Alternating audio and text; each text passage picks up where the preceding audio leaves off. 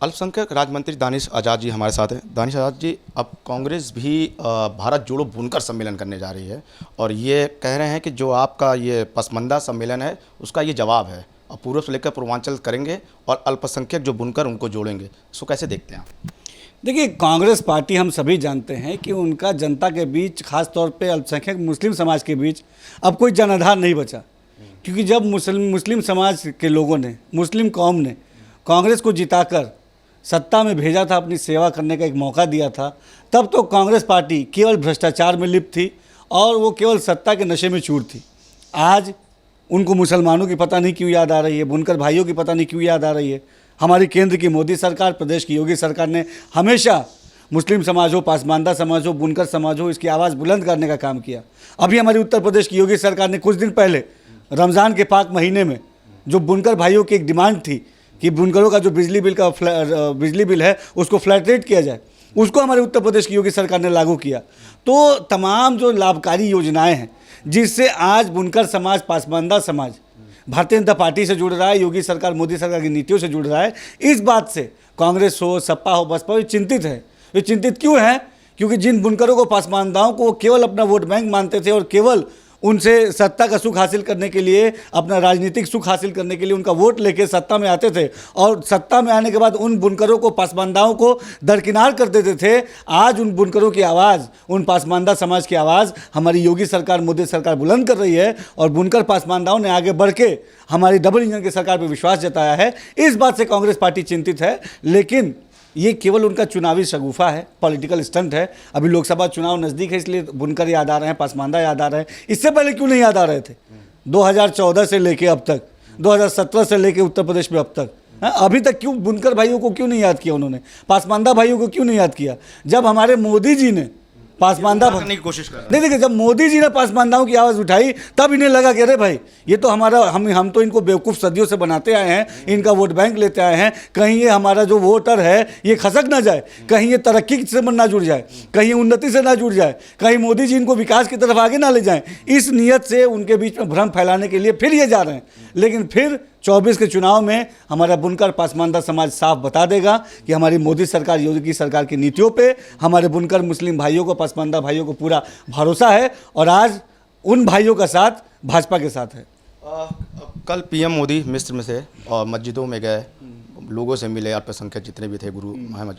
तो इस पर वो संजय सिंह ने बड़ा कल कटाक्ष किया, कहा कि उनको विदेश के मुस्लिम याद आते हैं, विदेश के मुसलमान याद आते हैं पर भारत के नहीं आते हैं। पाकिस्तान के नवाब शरीफ याद आते हैं पर भारत के रहीम नहीं नज़र आते उनको। तो ऐसे नहीं चलेगा। दूसरे ओवैसी ने भी तंज कसा है कि भारत में मस्जिदों में नहीं आते हैं और यहाँ के लोगों से गले नहीं मिलते। इस पर आपका क्या रिएक्शन? देखिए, जो भी विपक्षी दल इस तरह की बात कर रहे हैं, तो हमारा साइंस टेक्नोलॉजी बहुत आगे जा चुका है, संचार क्रांति बहुत आगे जा चुकी है। गूगल कर लें, आम मुस्लिम लोगों के बीच में मोदी जी की फ़ोटो बहुत सी मिल जाएगी। हमारे प्रधानमंत्री नरेंद्र मोदी जी हमेशा मुस्लिम समाज के उत्थान की बात करते हैं। उन्होंने ही नारा दिया, इससे पहले क्यों नहीं MIM ने नारा दे दिया, कांग्रेस ने नारा दे दिया, सपा ने नारा दे दिया कि मुस्लिम नौजवानों के एक हाथ में कुरान शरीफ यानी दीन इस्लाम हो, एक हाथ में कंप्यूटर यानी आधुनिक शिक्षा हो। ये सोच केवल नरेंद्र मोदी जी ने क्यों लागू की? क्योंकि सही मायनों में मुसलमानों को वोट बैंक नहीं देखती भाजपा, मुसलमानों की तरक्की को देखती है, मुसलमानों को उन्नति से आगे जोड़ने की नीयत से भारतीय जनता पार्टी, हमारी मोदी सरकार, योगी सरकार काम करती है। और आज हमारी नीयत से, हमारे काम से मुस्लिम समाज पूरी तरीके से प्रभावित है, मुस्लिम समाज पूरी तरीके से हमारे साथ खड़ा है।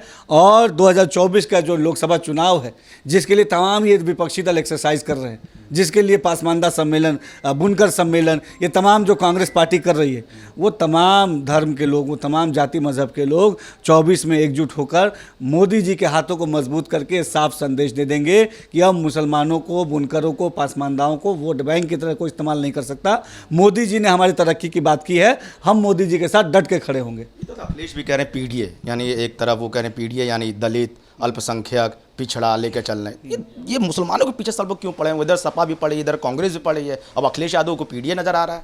देखिए, ये सब इसलिए पड़े कि हमारी मुस्लिम कौम बड़ी भोली भाली कौम है, ठीक है ना। और हमेशा सपा ने, कांग्रेस ने, बसपा ने हमें गुमराह करके हमारा वोट लिया, हमें बरगला के हमारा वोट लिया, हमें डरा के हमारा वोट लिया।